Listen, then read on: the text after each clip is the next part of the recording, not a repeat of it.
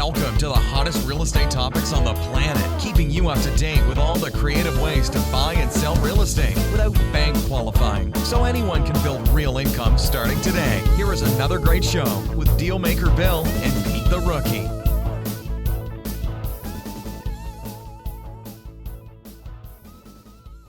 All right, here we are in another episode of Flipping Houses for Rookies.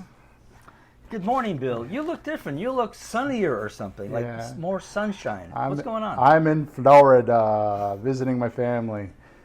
My texting started this morning with my mom. She wants me to come for dinner. I'm like, no, Mom, I'm not coming for dinner tonight. I'll be there tomorrow night, but I will be there this afternoon. Oh, well, we're going shopping. Oh, okay. Do you want me to take Dad shopping for you so you don't have to do it? No, I'm going to go a little bit earlier. There's things that we need to chat about. So come anyways. Here we go. You know, the one thing you don't ever want to hear from anybody, up, down, sideways, relative, boss, junior, we need to talk. Yeah, we need to chat, especially from my mom, because I know what it's about, because she was supposed to do some stuff the last time I was here and she hasn't done it. So she knows she's going to be getting her oldest and only boy's ramifications for not doing her checklist.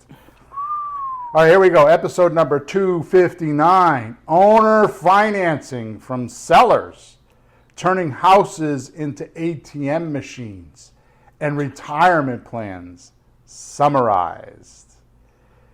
Here, Peter, here is an amazing fact. You will never become wealthy with real estate. Podcast over. Yeah, it's the loans attached to the real estate that makes the biggest millionaires. The largest question you should pose to yourself, especially after today's podcast, is how I, meaning you, the listener, can become the bank and make the final decisions on whom you loan money to and who you don't.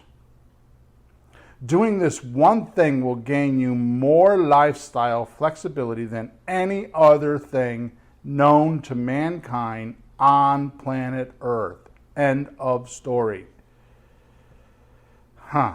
And if you have one little fleeting thought or curiosity you would like to be financially free without debt, having big retirement, and without and a stressless income, this podcast is going to hit home for you.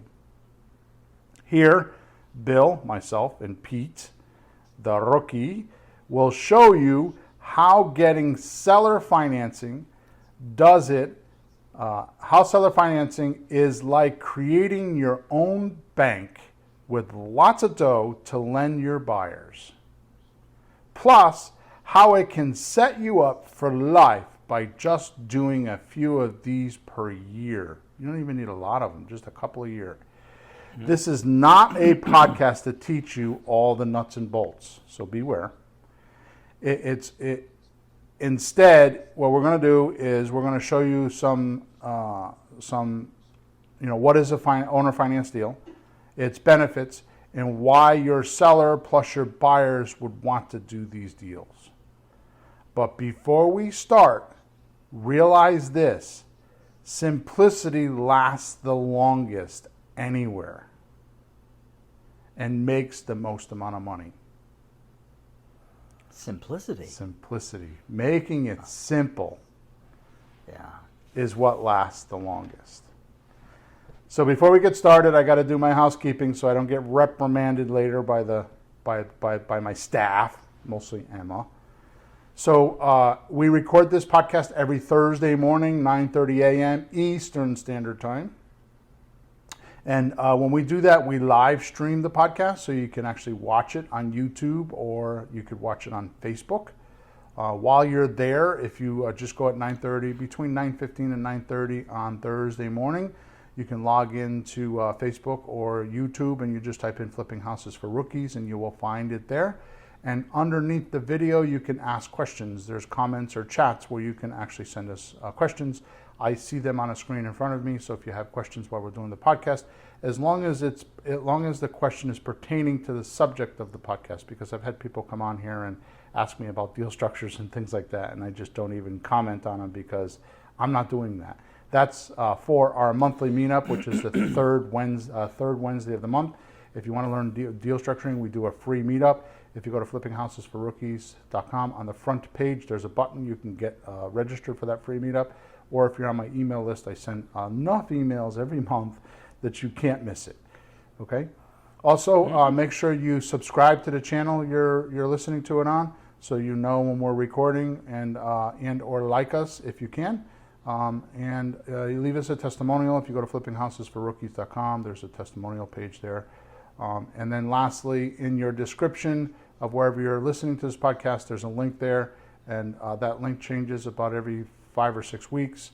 Currently, right now, it's a survey, and then a free one-on-one consultation. I think that's going to go away the next podcast or the one after that, and we're going to start showing you how you can get access to the deal hunting, the automated deal hunting machine, which is the software we use to actually find deals. And I'll be putting that link in there pretty soon. Okay, enough of that, Pete. So here we go. Here's my question for you and my listeners today. Okay. What would you prefer to receive?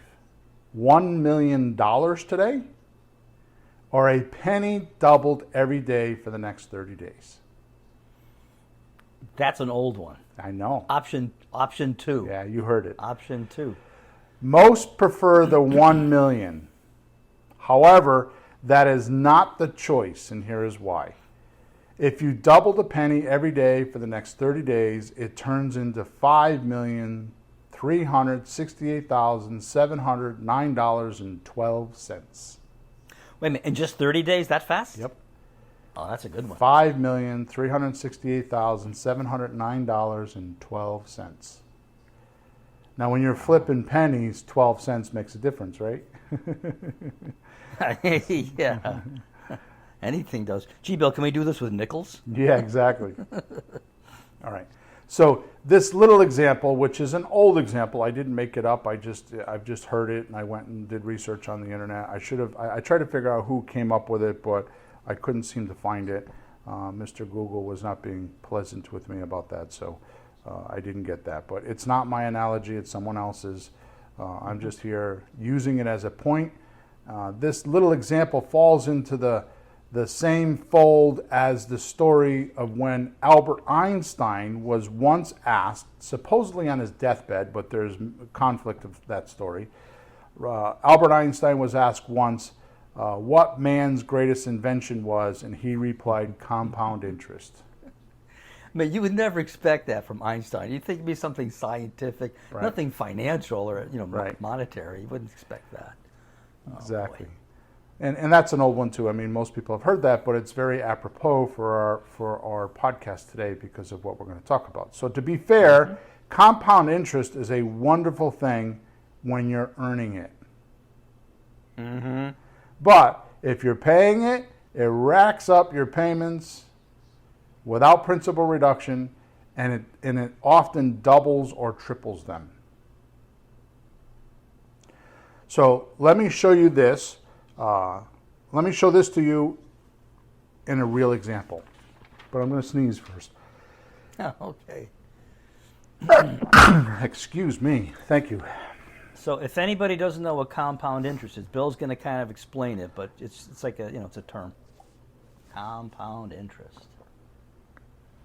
I wasn't going to explain it, but go ahead if you think you can take a stab at it. I could do it if you want. No, I said you would. Oh, okay. You thought about it longer than I have. So here's what happens. What compound interest means, and it ties into the definition of an amortized mortgage. They're very similar. The one initiates the other. So the amortized mortgage is initiated from compound interest. So if I were to borrow $100,000 from Peter today, and I were to pay him $1,000 in 30 days from now, the first thing you need to realize is that I can't charge interest to Peter until he uses the money. That's a banking industry law. So that's the reason why you always pay 30 to 45 days after your closing or after your loan, because the banking industry says that I have to give you the opportunity to use the money before I can charge you interest. Mm-hmm. Now, why is that important to us? We're not the bank. Well, I'll tell you the reason why. Is like I'm going through a transaction right now with a subject to deal. And so if I were to close on that deal, let's say July 1st, there's a mortgage payment due on July 1st, right? Mm-hmm. Well, that mortgage payment is actually from June's occupancy. Right. So I would explain to my seller, well, remember when you first got your loan, you didn't pay for 30 or 45 days? Yeah, it was really sweet, right? Well, it's catching up to you right now. So they would have to pay the July 1st payment. So that means I don't have to pay until August 1st. So it gives me 30 days to show the house and do what I got to do. Now, often what I do, and this is not part of today's podcast, but just a little tidbit of information, is I'll get the seller. So if I sign a 90-day option agreement, meaning, which we talked about in other podcasts, meaning that I have the rights to sell this property, I have the seller pay those monthly payments and the expenses. And as you so loudly brought out many, many podcasts ago, if you went to a realtor, the realtor would do the same thing. I mean, the realtor's not going to pay for the expenses to sell the property, right? So that means that if you're doing like a slot deal or a lease option deal or a rent to own or any one of those other deals, you could pick up the first 3 payments, right? Or not pay while you're marketing the property. Okay? So the reason why it makes a difference on a subject to deal is because if I were to close with my seller on July 1st, my first payment's not due till August 1st.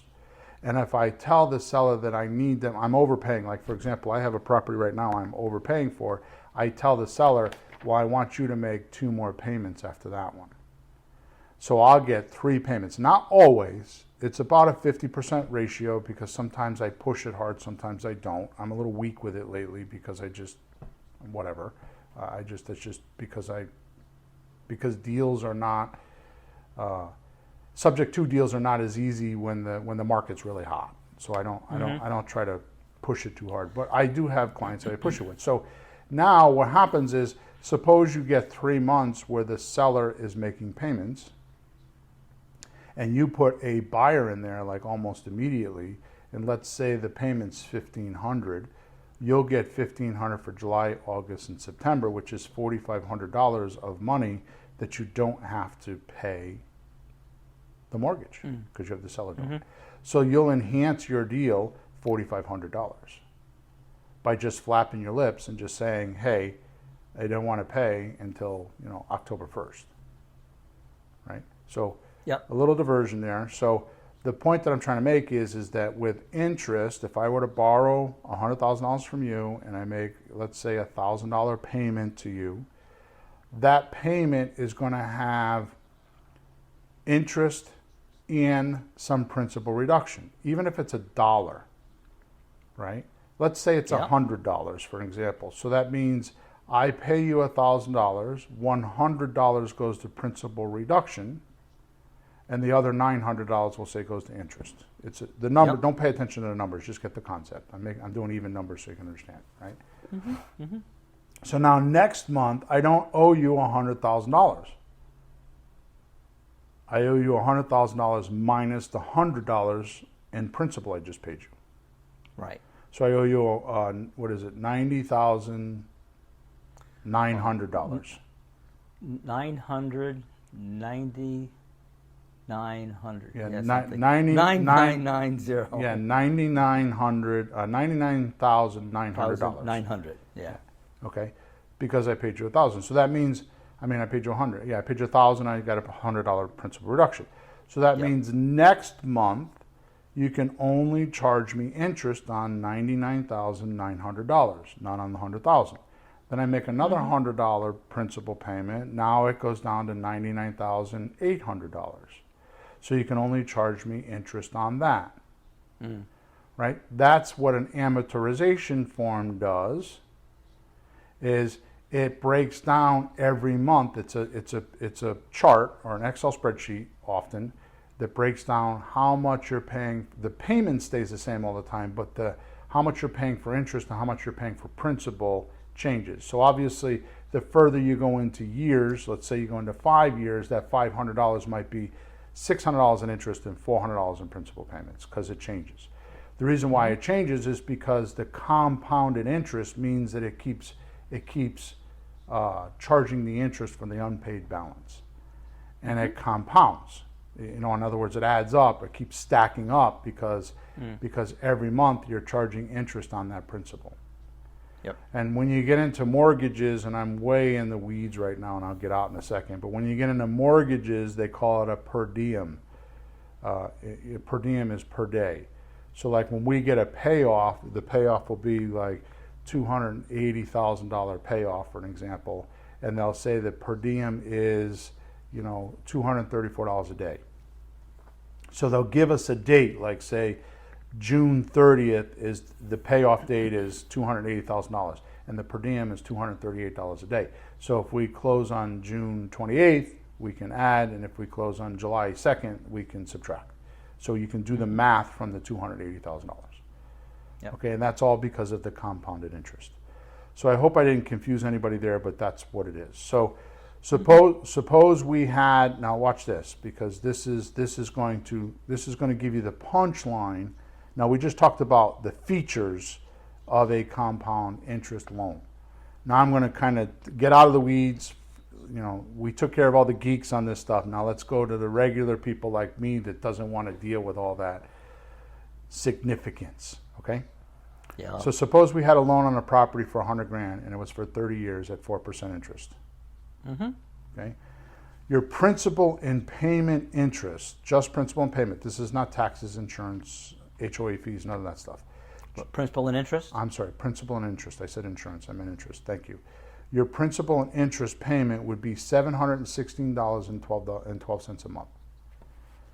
So if we had a $100,000 loan, right, and we took it for 30 years at 4%, it would be $716.12 per month. That's just principal and interest. Yeah. Now here's the magic. So if you took the $716.12 and you multiplied it by the 360 payments, that's 36 years, it comes out to $257,804.26. Right? So this is why when I'm doing seminars, I used to do my live seminars, I would ask people, raise their hand, and I would tell them, I'm tricking you right now, so be aware. How much did you pay for your house? Oh, I paid $100,000 for it. Oh, okay. Well, how much is your payment? Well, it's $716.12 a month, principal and interest, without the taxes and insurance. Mm-hmm. And then I would say, okay, somebody got a calculator, and I would have them multiply it, and they would come up with $257,804.26. And I would say to them, oh, so you didn't pay $100,000, you paid $257,804.26. Right? So it's like this hidden thing that the banks don't want you to know, because if you go 30 years, which by the way, the average mortgage only goes 7 years. And they know that. That's why the first 5 years of a mortgage payment is all interest payment. You barely pay down principal because the banks have figured this out. And by the way, when you have loans that have prepayment penalties, that's the reason why, because the bank feels like the loan's not going to mature past 7 years, and they're trying to get you to keep the loan in your name, so they'll do prepayment penalties for the first 5 or 7 years. In other words, if you cash out early, they'll make you pay, $2,000, $3,000, 3%, 2%, whatever the number is. It's not as common these days, which surprises me, because when interest is low, they usually charge that money because they're not making a lot of money on the money. But prime rate, which is the prevailing wage that sets all the interest, that's what the government sets as prime wage. They set the pace for whatever, because then, like prime rate might be 1%, the bank will be allowed to charge 2.5% or 3%. That's how they make their money, right? And the loans don't go past 7 years because people just sell the house and move. Mm-hmm. Yeah, and they know that. The some average- of us stick around a long time, but that's the average, right? They just Average leave. person lives in a property 7 to 10 years. An average person. Those are just statistics. That's of course over 10 bazillion people that live in on the world, or at least in the United States, anyways. Yeah. So you're paying 2.5 times more than what you pay, which is why, like I say in the seminars, I ask the attendees and I make this point. And if 100K, like in my example, they'll say 100K, and like I said, they'll show that they pay $257,000. So that's clear, right? I've cleaned that up enough because I just did a lot of numbers. Yeah. Okay. Yeah, yeah. Why am I babbling about this on this podcast today? Why am I talking about the pennies doubling, and I'm talking about principal and interest, and how the banks charge it? What does that have to do with owner financing? This is an owner financing podcast. This is not about bank loans, right? So it's because I'm getting ahead of myself. So let's just back it up, all right? First, let me explain what is an owner finance deal. And then we'll tie all this back into the magic of how you're going to turn these deals into your own bank. Imagine that, Pete. Pete's First National Bank. It should be Pete's Hip National Bank. Baby. Yeah. Right.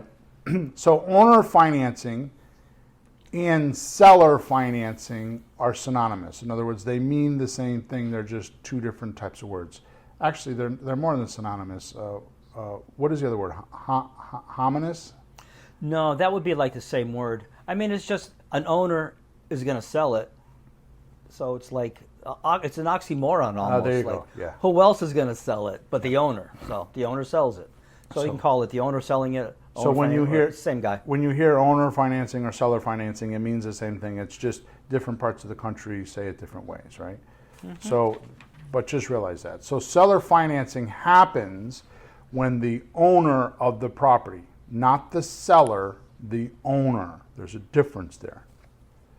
So seller financing happens when the owner of the property sells the property to said buyer, and the owner agrees to take payments, most often monthly payments, instead of receiving the sales price in cash.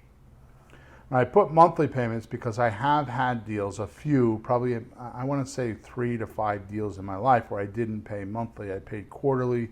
One time I paid annually. Because the people didn't want, like for example, one of my private lenders does not want monthly payments. So I'll take like I just took some money from him, and I set him up for a year. I'll probably have the money 9, 10 months, 11 months, whatever it may be, right? And he wants it. So what he wants is his interest and everything to come back in one check. So if I borrow $100,000 for a year at 9%, he wants his $9,000 when I pay him at the end. He doesn't want monthly payments, which when you're doing some of the other deals that we were talking about, especially rehab, retail deals, and all those, that's good not to have those payments, right? Now, I'm going to divert again, which I shouldn't because I'm lengthening this podcast where I shouldn't be, but I just want to tell you another trick, and this I do not advise you to do unless you are experienced and healed. But lately, what I've been doing is I don't even on my flips, on my my rehab retail deals, I don't even pay the taxes. So used to be every 6 months or whenever the taxes were due, I would put it in my numbers. Like suppose our taxes are common, and we'll say are $3,500 to $4,000. So I would need to have $1,700 or $2,000 in 6 months to pay the taxes. Lately, I haven't been doing that. Because I close in 7 or 8 months. And what I found out is in a couple of the cities that I do taxes in, if you pay in advance, that means the seller. So I'm going to put up $2,000, and then the seller has to give me the money back when I close in 7 months. So lately, what I've been doing is instead of just putting, because that $2,000 eats into my holding costs cash flow. right? So what I've been doing on some of my deals is I just kind of float the tax money a little bit. I pay a penalty, but I float the tax money and I just pay for it all in a closing, especially if I know I'm close on a deal. So I'll stretch the tax money just because. So in other words, I'm using the tax collector as a private lender for the taxes. Okay, you shouldn't do that. I shouldn't give that advice. I'll probably have the IRS knocking on my door tomorrow saying, Mr. Hawthorne, what are you telling your guys? But anyways, just a little hint there that it's just one of those little things. So often these transactions are required by the owner to have a deposit, so the owner feels the buyer has skin in the game plus some security. Okay? Now, that irritates me when I hear that. I just had a coaching client that was trying to put together a transaction, and the seller is saying, I want a deposit because I want skin in the game. So just in case you're curious, in my universe, or on Bill's planet, when I hear those words, I want skin in the game, I don't hear that language. What I hear is I hear the seller on a megaphone standing in front of me, turned full blast, so it blows my hair back when they speak it, that I don't trust you, Bill. So I'm going to punish you or make sure you stay in the deal because I don't trust you, and I'm going to make it's penalties and rewards. I'm going to penalize you until you can prove to me I should trust you. That's what I hear when I hear I want skin in the game. Yeah. Okay, so I don't play that game. When somebody tells me that, there's two things that I'm borderline rude with. And you know me, I mean, I could be borderline rude with a lot of things, but these are the most obvious. When I have a seller that's on the phone with me and I'm doing my regular, daily calls, and I'll say to the seller, is it for sale? Because we call off-market leads, right? So I'll be like, and I've already had one VA texting them, I've had another VA calling them, and now I'm on the phone with them because they kind of went through, and I hear, I'll say, is the property for sale? Well, yeah, everything's for sale for the right price. Yeah. And I am not polite about it at all. If they're going to be pissed off at me and hang up on me, that's when they're going to do it. I need to set the pace of this conversation correctly, Bill's way. I'm not playing that game, and I let them know, well, I'm not your guy. I'm not going to play this game. I am not here to give you your gold mine.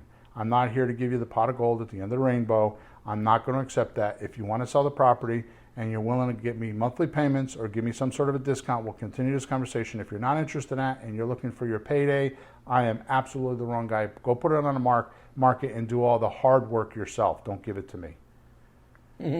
And either, about 70% of the time they're like, oh, no, what do you got to say? But sometimes they're just like, okay, see ya, click. Okay. Yeah, I had a guy, I was selling a condominium. I said, how much you want for it? He goes, $500,000. Excuse me, what makes you think it's worth $500,000? It's like, well, it's because I want it. I said, thank you, goodbye. Yeah. Seriously, don't waste my time. Why are you wasting your own? Go away. So for those of you that don't have my New York attitude in my balls to say something like that, which is probably most people on the call, and I hope that's not being arrogant, but it's just it's my personality. And Pete, of all people, you know that. What you should do is you should say to them, why would I give you 50% down? Because that's mostly what they want. When I could go get a loan for 3 to 5%. So in effect, the owner of the property becomes your bank, right? For 50% down. It's like, why would I want to do that? I can go to the bank and do that. Well, why don't you go to the bank? Because I'm a creative real estate investor and I can only have so many loans in my name. Your property, there's not enough of a discount and there's not enough of an upside. There's no add value to the property. So why do I want to go stuff up my credit score or anything like that so that you can get what you want? What about what I want? Because sellers don't, when they're asking for their price, they're not thinking about how you're going to get the money. They're not thinking about you at all. They're just thinking about what they want and what they're going to do with their money, and that's it. They don't care about anybody else until they realize it's going to thwart or or stop them getting their money, they don't care. But when they realize that it's not going to go the way they planned, then they start to humble, right? Yep. Which is the reason why we talk about 45 days being the sweet spot, because one of the things that you should do is you should look at sellers that are, a hot market is when something sells within 30 days. A cold market is when it takes, 60 to 90 days to sell, right? 45 days is a sweet spot, and this is the exact reason why, is because they're starting to humble to what they want and their demands, and they're backing down a little bit, like, well, maybe this isn't going to happen, right? And this is the exact reason why. Yep. So as a definition of owner financing, in effect, the owner of the property becomes your bank, and you don't have any applications to fill out. There's no application process for you. So now here's the magic. Once you get the seller financing, right, you are the new owner and can pass the seller financing on to your buyer, or just do a rent to own.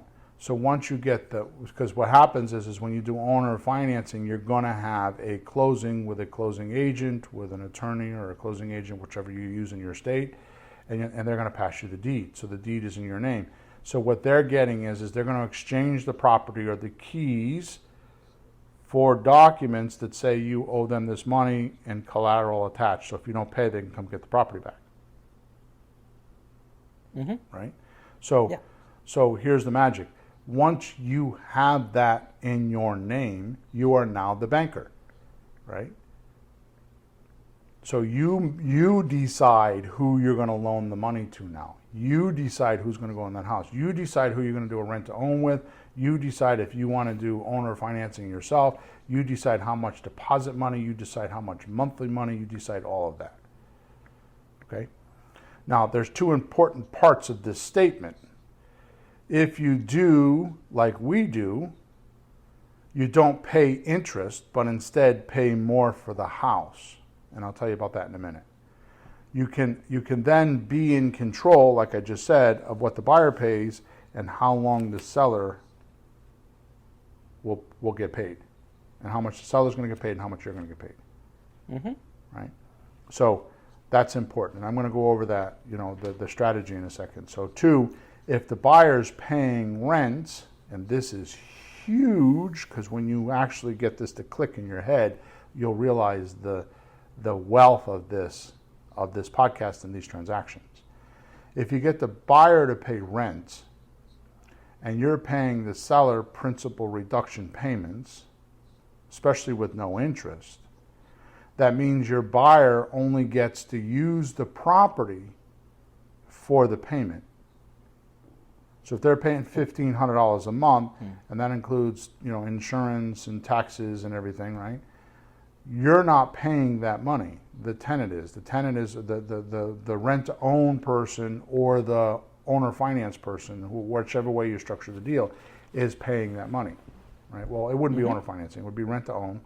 I'm skating around not having to use the language and agreement for deed, because I don't want to explain that. We have a podcast that does that, but that's another way you can do it, right? But here's the point. Your end user who's living in the house is paying a rent. So the best way to give you an analogy here is if you go and rent a car, right? Yeah. What are you using? What are you paying for? The use of that car, right? Just the use, the rental. It's not layaway. Right. Like this isn't Target or Walmart, Which our society has that creepy thing called a lease in a car, which is horrible. It's great for the finance companies, but it's horrible for the end user. So they're renting the car. So in other words, they're making a monthly payment, and all they get is the use of the car. Where if you were to purchase the car, now you're paying for the car, and when you get done with your payments, you own the car. Which, by the way, realize this, that's the difference between your tenants and your tenant buyers. See, a tenant in like an apartment building just rents the car. They could care less about your property. They're just using it. They're going to get all they can out of it, and they're going to use it to the nth degree and right up to the limit that you'll let them do it. Where if you have a rent-to-own person, the person that's actually going to buy the house, they're going to treat the house a whole lot different because now they own it. Yeah. those payments, they're going to do that. So let me give you an example. Let's say a house is worth $230,000 and I pay $260,000. I sell the house for $260,000 to my buyer. So I pay $260,000, I sell it for $260,000, right? The buyer pays me $1,800 a month for a rent-to-own deal. So they technically own the property. They're just making monthly payments, so they own the property. So they have all the landlord obligations. They're shoveling the driveways and for snow, and they're cutting the grass, and they're doing all the maintenance and all that stuff, right? And they're paying me $1,800 a month. But the $1,800 a month, out of that $1,800 a month, let's say the taxes and insurance is $500. So that means I have $1,300 left, right? Sure. So out of that $1,300, I pay the seller $1,000 because that's what I promised. I promised to pay $260 and $1,000 a month, principal only payments, no interest, right? So I pay the seller $1,000, and then I have $300 a month left over for cash flow. Yep. Right. So now let's break this down. $1,000 per month principal reduction means I paid the seller $60,000 over the course of 5 years. So if I owed him $260 at the end of 5 years, I now only owe him $200. But the buyer still owes me the $260.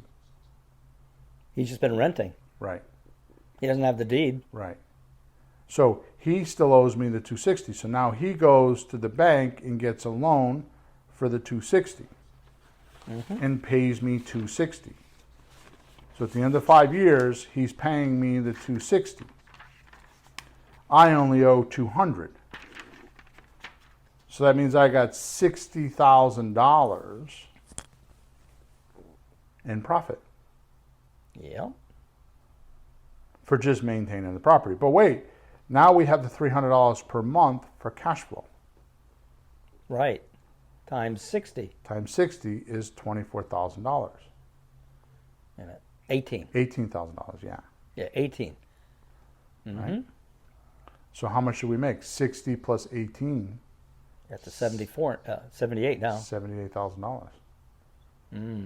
So we bought the house for $260, sold it for $260, and because the money is in the money, which is the reason why I say, this is the punchline for, you will never become wealthy in real estate.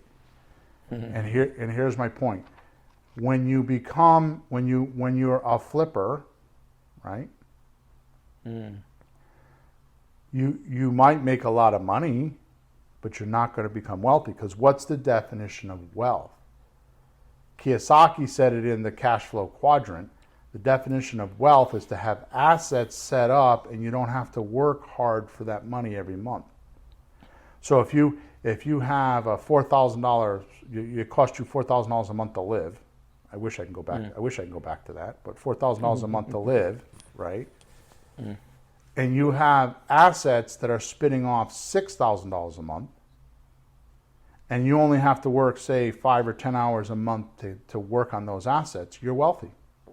You don't need $1 million in the bank, or $2 million, or $5 million. You don't need a lot of cash. You need assets. And that's the glory of real estate, and that's the glory of owner financing, is that you could build these assets and have them spit off payments, right? So as far, I have a couple rentals that I'm getting rid of because there are actual rentals and D properties with D tenants, and I've had them for several years, and it's just because of the market, it's time for me to get rid of them, because what I realized in my portfolio, all my problems come from those D tenants that are renting, they're not owning. Yeah. My rent to own properties, sometimes, I got a guy that's been in my property for, August will be 3 years. And I think the last time I talked to him is when I gave him the keys to the house. Really? Once in a while I'll text him like, hey, everything okay? I didn't get the payment. And he's like, I sent it yesterday. I think I've done that twice because he was ill or something like that, and his wife sent it, right? But that's it. It's a whole different world. Yeah. Okay, so I chose who went in this property, right? I chose how much I'm going to charge him for rent, right? But if you stay away from the interest conversation, you'll stay out of the banking industry, and you'll be able to decide who goes and who doesn't. Mm-hmm. Right? So let me just do that again. I bought for, now wait a minute, I paid $30,000 over the price of the house. But if I bought the house conventionally, I would have paid 2.5 times that. That's right. So I would have paid what, 600 and change, 700, 600. 7, yeah, 7 in the long run, sure. Right? Where if I overpaid $30,000, it's not that bad. I've paid as much as 10% over. In this case, it was 10%. I've paid even more than that. I mean, we looked at a house one time. I don't remember the house, but we were maybe it was with Jesse. It was $50,000 over the value. And I was willing to do it because when you pay that much over the value, as long as you get a principal only payment, you just stretch out the term. So instead of doing 5 years, you do 10 years. It allows you to pay down that over leveraged equity, right? Mm-hmm. But here's the thing: when I had deals like that the seller is banging me over the head or trying to put a gun to my head and hold me hostage for the price because they're blinded by the price, I sneak in the back door and I get cash flow. Because remember, there's 2 ways to make money with real estate. That's with the equity, buy low, sell high, and the cash flow. So I'll promise to pay an extra $50,000 for a house, get a 10-year loan, but then instead of paying $1,000 a month, I want to pay $700 a month. And I'll make an extra $300 to do it. I'll get the cash flow because they don't care. They're just stuck on, and they have blinders for their sale price. And it's amazing when you run into these people. It's almost dumbfounding. You know, it's almost like, can somebody be this dumb? And I don't mean that to be like derogatory or something, but and I'll tell them and I'll try to explain to them, yeah, but, and they just don't hear it until I get to the point, well, okay, let's do it your way. You know, I'm not going to take advantage of them, but I am going to try to explain it to them. But if they're just stuck on the price, they're stuck on the price. And there are sellers like that. So we made $78,000 in this deal. Okay. Now, we go back to the beginning of this podcast. Like I said, a $30,000 loan would be 2.5 times, right? So, here, I wrote it down here. 2.5 times the 230, which is 575. So if we took it with the bank, it would be $575,000. Yeah. I pay $260. Right? So it's a much better deal. I could afford to pay $275 as long as I get the right terms. So what happens, and I'm belaboring this point way too long because we need to move on because we're almost at the end of our time. The reason why I'm belaboring this point is because don't get stuck on what you're paying. Get stuck on the cash flow and get the other benefits like principal only payments in more term. Right? So don't get just stuck because there's 3 factors there. You know, it's like a triangle. You know, when one corner lifts, the other corner lifts. When one goes down, the other corner goes down. You know, you got your payment, you have your payment, you have your term, the length. And I just went blank. So you have your payment. Well, you had your overall cost. Right. Oh, that's what it is. And then the monthly payment. Yeah. And then the term. Yeah. So you have your you have your cost, you have your cash flow, and then you have your equity. Money now, money monthly, money later. Right. So how many of these do you need to be free? How many of these a year do you need to be free? So if you did 2 of these deals a year, that's $168,000 and $840,000 over 5 years. Right? And that's a real deal too, isn't it? That's not just making stuff up. No, especially in today's market. Yeah, I mean, that's the deal you did. These aren't just like examples. This is something you did a few years ago. Before I was with you, but I've heard the story. That's a deal you did. It's a real one. It's not a hypothetical if. It's a real one. Yeah, It was in Meriden, Connecticut. I forgot the address. I could picture the house in my head. And it was a gorgeous house. I did nothing to it. Yeah.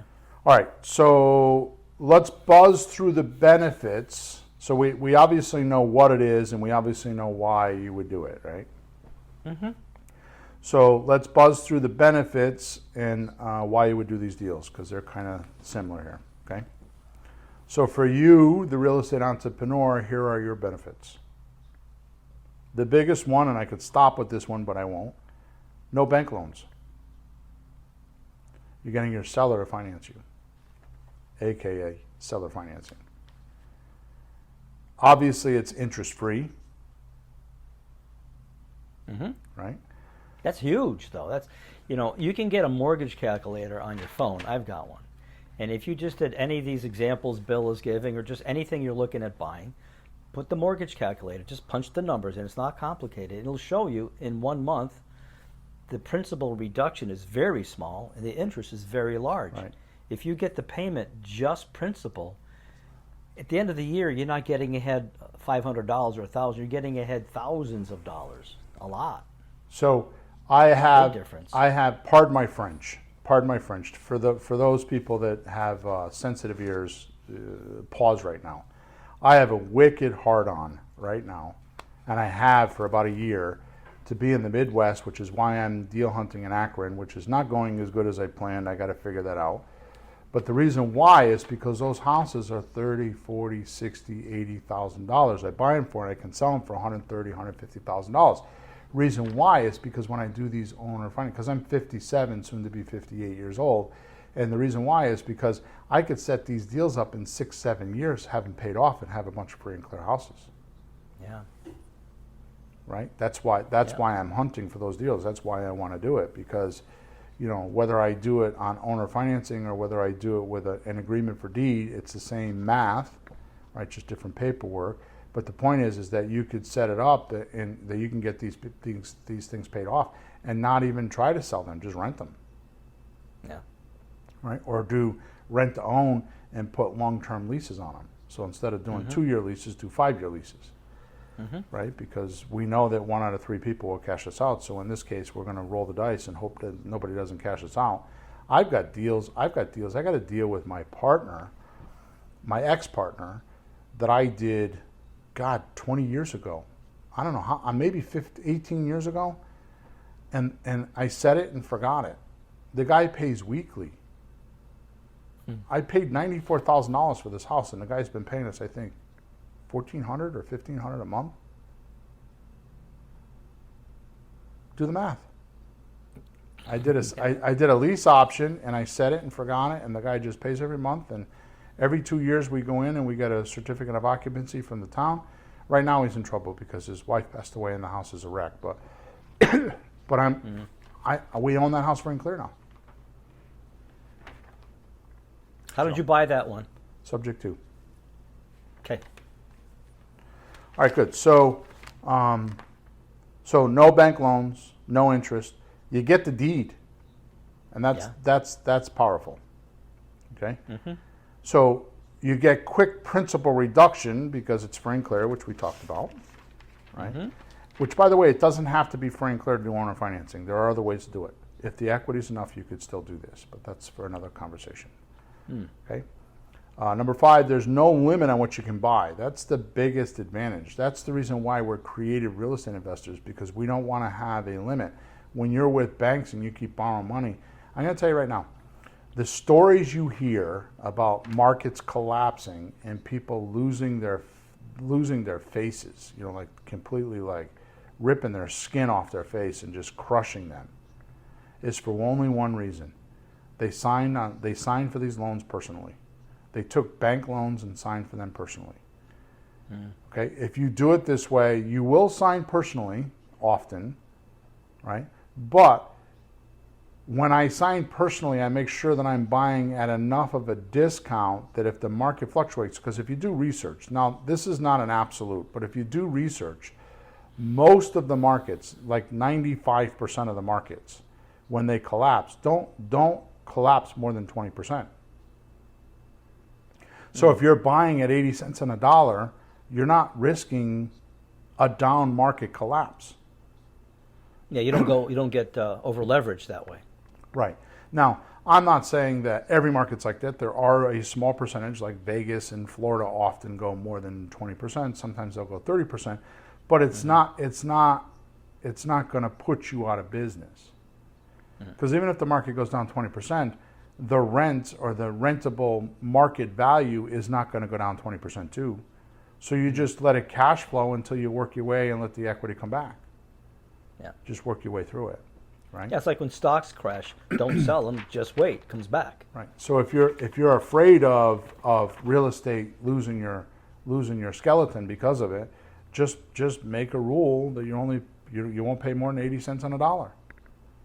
Especially right now, with the way the market is, you don't want to pay 90 or 100% because that number's already inflated. Yeah. Right. We're high now. It's not going to go higher. It can only go lower. Right. So number 6, you make the rules for the buyers.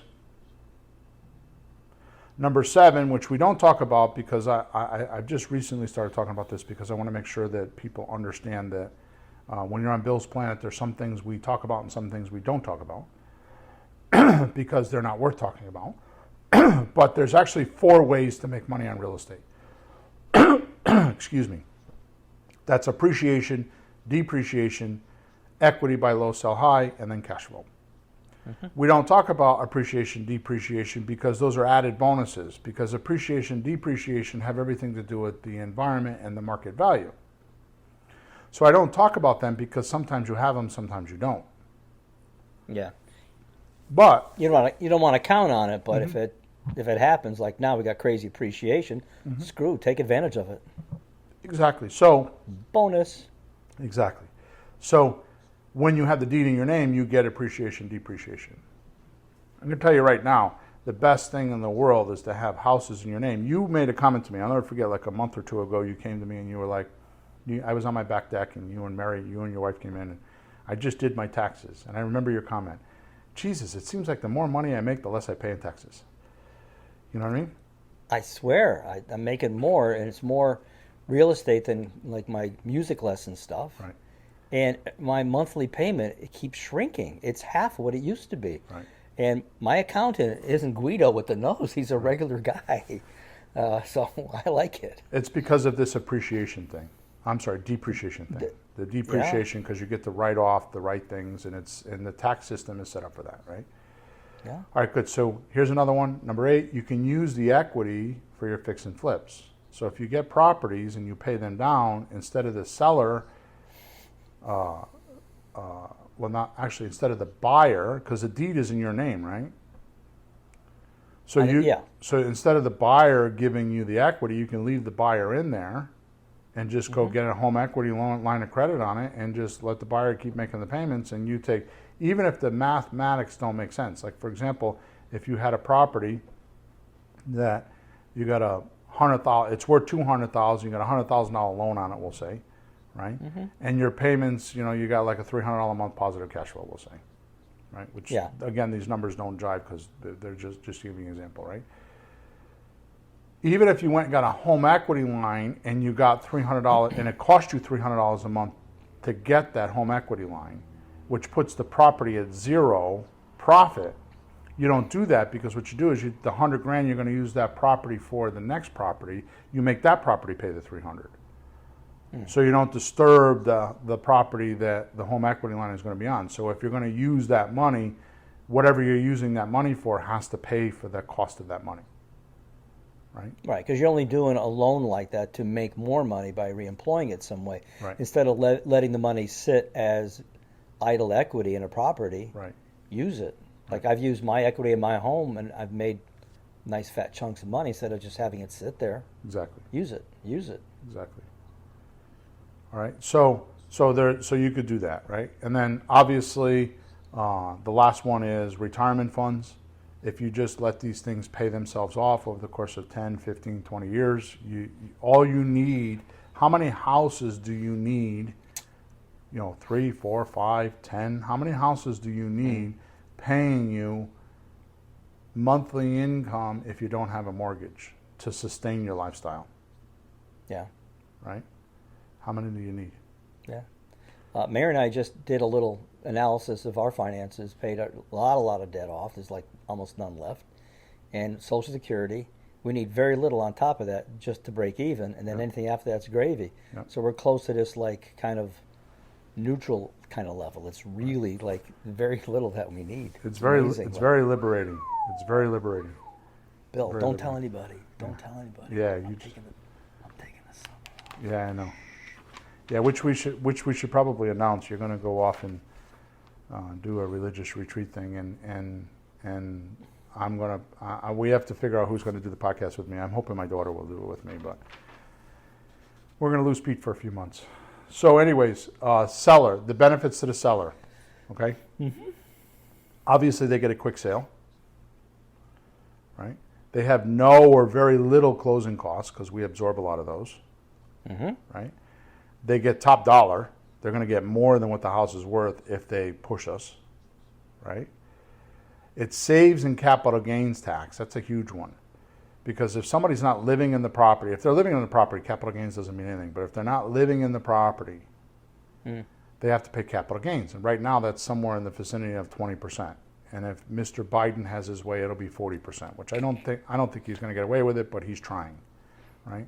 My problem is a lot of guys are like, they tell me, well, he's not going to get away with it. Well, they're so sneaky. They're having sessions. Why is the House and the Senate?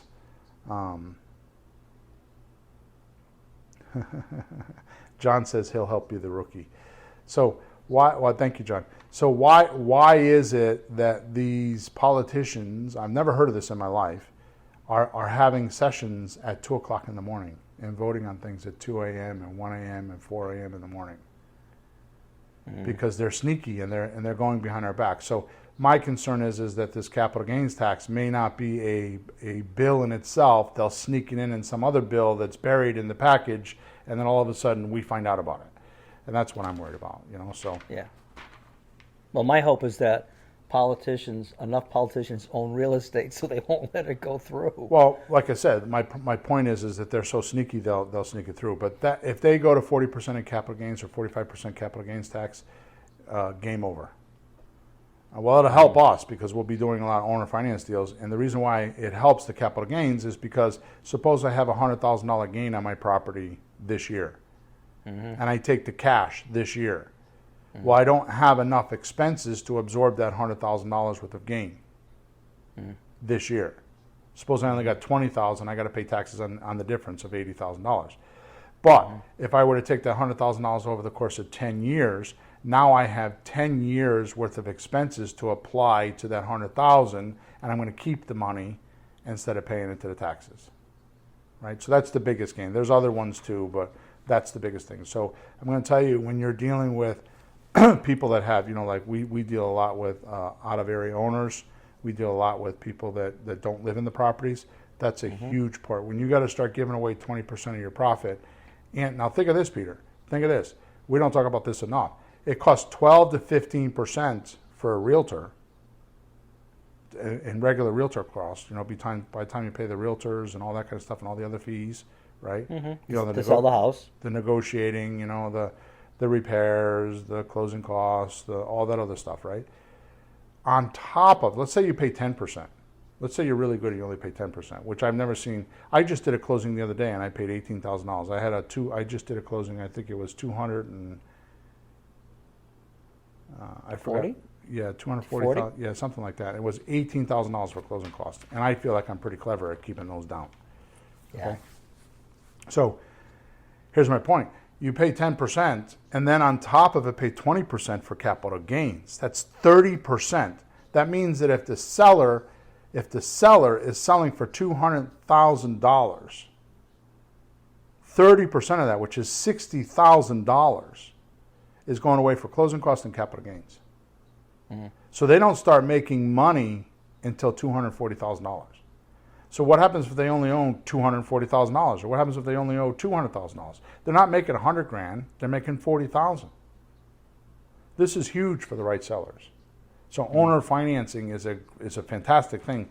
Those people that know what they're doing listen to that a lot. That's what I'm telling you right now, which is the end of the podcast, and I'm fluffing over it. That is a huge negotiating tool. Okay. Also, go ahead. One other thing on capital gains, after the first year, it goes down, doesn't it? The rate? Yes. So when we hold properties for more than a year, Yes. because we have a tenant in it, Yes. doing rent to own, as soon as you pass, because we just did it on one of our 3 families, we went past that first year, Yep. so the capital gains came way down. So just by stretching a little, just waiting, Well, it's like investing, and you get more. A little patience. We pay about, I think we pay about 38 because of our tax bracket. We pay about 38% on the flips. Mm-hmm. And then if it's past a year, it's like 16 or 18%. It's a big difference. Yeah. All right. Anyways, we need to get out of here. So the next thing is capital gains tax. Okay, income. They get income without the landlord obligation. So every month they're getting a payment. They turn their mailbox into an ATM machine. Mm-hmm. Okay. There's no repairs or fix up when they sell. We'll do all of that. Right. There's no realtor, obviously, which a lot of people like that. You'd be surprised at how many people want that. There's no buyer. There's no buyers tramping through the house. Right. There's a perfect predict on the sale and money to seller. So when we do the transaction with them, they know when, where, how, and why. There's no guessing. There's no bank in the background or somebody else telling us what we can or can't do. And then, of course, for them, there's no more liability. That's probably the number one thing that I hear. I just want to walk away from it. That's when I'm talking about my terms, deals, and paying monthly. I'll hear way too much. I just want to walk away from it. I don't want to do any of that. I just want to walk away from it. And they're willing to take a significant discount just to relieve themselves of the liability. I have a coaching client right now that's doing a deal. The reason why they're doing a deal is because they put family in there. And the family's not paying them. And they don't want the friction of in the family, so we call good cop, bad cop. That's the strategy, good cop, bad cop. So, yeah, they're willing to take a discount. They're willing to do whatever to shed the property. You go deal with my family. I don't want to deal with them. Yeah. And now they could be the bad guy. We could be the bad guy, right? And then lastly, it's out of their name, which I said is a big thing. Okay? All right, cool. So we're a little bit longer than I wanted to go. We're a little over an hour. So thank you for being with us. Thank you for all the support. Remember to go subscribe to us wherever you're listening to us or hearing us. Make sure you click on the link in the chat so you go find out what the latest link brings you to. Also, remember that we are on Facebook and YouTube. So you can just go in there and type in Flipping Houses for Rookies. Every week, all the podcasts are there. You can listen to them there, or you can listen to them on your regular podcast channel. You're welcome, John. Oh, John Ramirez says, thanks, guys. Put that up here so you can see it. So go ahead and, there it is. Thanks, guys. So make sure you leave comments. More importantly, I'm trying to get my testimonials up. So if you can go to flippinghouses4rookies.com. I'm trying to get over 100. We have over 100, but I want fresh ones on there. So we're close. So if you can go to flippinghouses4rookies.com, top right hand side, hit testimonials, and you could leave a video or you could type it or an audio, whatever you want. That would be fantastic. I love those. Those are like our report card. And of course, in final, if you need any help with anything, if you go to flippinghouses4rookies.com, top right hand side, you go to support. I answer all those support tickets myself. I get in there once or twice a day. It's never more than 24 hours, and I have people from all over the world, Israel and Australia and other countries I don't even know where they are, that send me support tickets. So thank you for all those people. Thank you for all the support, and we're over and out. I'll talk to you next week. Episode number 260, and I don't have the name of it yet, but I know it's going to be good. It's going to be about marketing. So that's what we're going to do. Yeah. All right, cool. Thanks, guys. Over and out. Thanks for tuning in to the hottest real estate topics on the planet with Bill and Pete. If you want to continue learning how to buy and sell real estate without money or credit, head over to flippinghouses.club for some cutting-edge real estate wealth tools. Or contact us at info@flippinghouses.club.